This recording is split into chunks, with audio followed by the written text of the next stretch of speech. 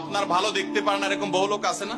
এই হিংসা করলে অনেক সময় বদনজর লাগে, বদনজর। আপনার ভালো কিছু হতে আরেকজনের জ্বালা পড়া শুরু হয়েছে, এর কারণে অনেক সময় মানুষ ক্ষতিগ্রস্ত হয়। বহুবার এই সূরা পড়ে তৎক্ষণাৎ একেবারে পড়ার সাথে সাথে আমি কার্যকরিতা আমার চোখে বহুবার দেখেছি, আলহামদুলিল্লাহ।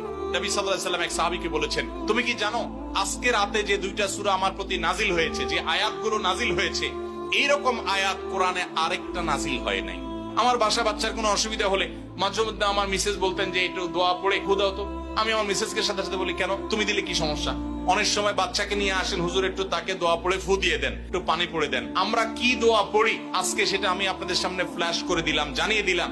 আপনার যদি কোনো বিপদ হয়, আজকে অনেক ভাই প্রশ্নে লিখেছেন, অনেক সময় মানুষ বলে, ভাই আমার বাচ্চাটার এই সমস্যা, আমার ওই ওয়াইফের এই সমস্যা, আমার স্বামীর এই সমস্যা, আমার এই সমস্যা, আমরা আল্লাহর কাছে আশ্রয় চাইতে জানি না। আজকে শিখে যান, এই 2টা সূরা নাজিল হওয়ার যে প্রেক্ষাপট, সেই ঘটনা শুনলে আমাদের ঈমান আরো বেড়ে যাবে ইনশাআল্লাহ।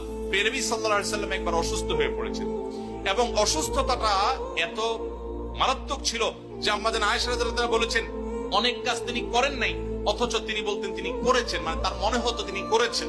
আবার অনেক কাজ তিনি করেছেন তিনি ভুলে যেতেন, মানে এরকম একটা অবস্থা তার তৈরি হয়েছে যে স্বাভাবিক না অস্বাভাবিক, আমাদের অনেকের হয়। তখন নবী সাল্লাল্লাহু আলাইহি ওয়াসাল্লাম বিভিন্ন তখনকার যে চিকিৎসক ছিল তাদের সহযোগিতা নিয়েছেন, বিভিন্ন ট্রিটমেন্ট করেছেন, কিন্তু কোনোভাবে কোনো কাজ হচ্ছিল না। আল্লাহ রাব্বুল আলামিন তার নবী সাল্লাল্লাহু আলাইহি ওয়াসাল্লামের চিকিৎসার জন্য 2জন ফেরেশতা পাঠিয়েছেন। তাদের একজন ফেরেশতা নবী সাল্লাল্লাহু আলাইহি ওয়াসাল্লাম স্বপ্নে দেখছেন যে একজন ফেরেশতা তার মাথার কাছে এসে দাঁড়িয়েছে নবী সাল্লাল্লাহু আলাইহি ওয়াসাল্লামের, আরেকজন ফেরেশতা নবী করিম সাল্লাল্লাহু আলাইহি ওয়াসাল্লামের পায়ের কাছে এসে দাঁড়িয়েছে। মাথার কাছে যে ফেরেশতা দাঁড়িয়েছে, ওই ফেরেশতা পায়ের কাছে থাকা ফেরেশতাকে জিজ্ঞাসা করছিলেন যে এই লোকটার কি হয়েছে, অর্থাৎ নবী সাল্লাল্লাহু আলাইহি ওয়াসাল্লামের কি হয়েছে। তখন পায়ের কাছে থাকা ফেরেশতা, খুব মনোযোগ সহকারে শুনেন, পায়ের কাছে যে ফেরেশতা দাঁড়ায় ছিলেন উনি বলতেছেন ওনাকে, অর্থাৎ